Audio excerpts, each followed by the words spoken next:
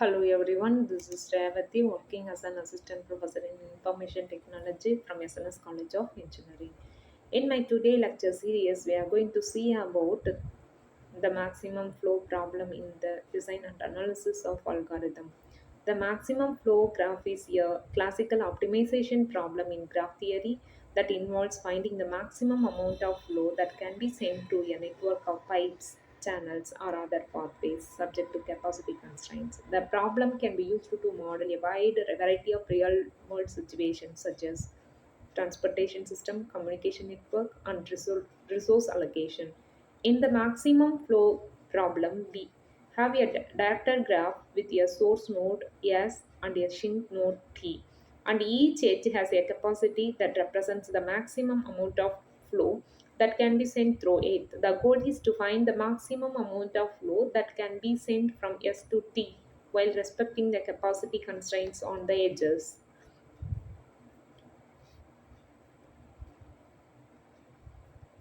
Here, the two major algorithms to solve these kind of problems are four-Fulkerson algorithm and Tinix algorithm. Here is the maximum flow problem given directed graph, that means G equal to V comma E. Here V is the set of vertices and E is the set of edges.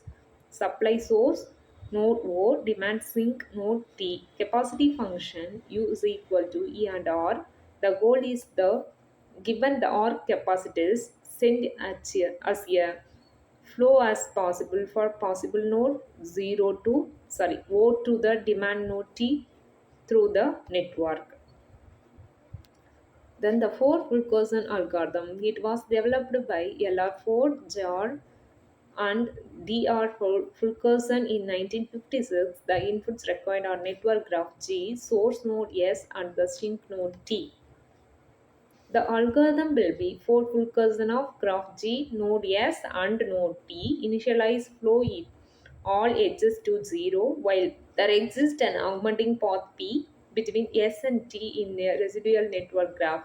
Augment flow between S to T along the path P, update residual network graph and return the maximum flow value of the given graph. Here is the example for the maximum flow graph. Here the S is the source node and T is the destination node, and A, B, C, D are the intermediate node to reach the destination node. Here the path 1 is S tends to C, C tends to D, D tends to T, and the another one path is S tends to C, C tends to D, D tends to B, and B tends to T. First, we have to initialize all the flow value is equal to 0. Then here the minimum path value is 7. So we have to reduce the value from the capacity value already present in the path. So here the flow value will be the minimum value in the path. That means flow is equal to flow plus 7. That means 0 plus 7, and the second path will be S tends to C, C tends to D, T tends to T. Here the minimum value is 1.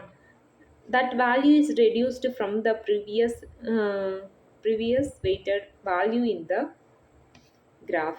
That means flow plus 1.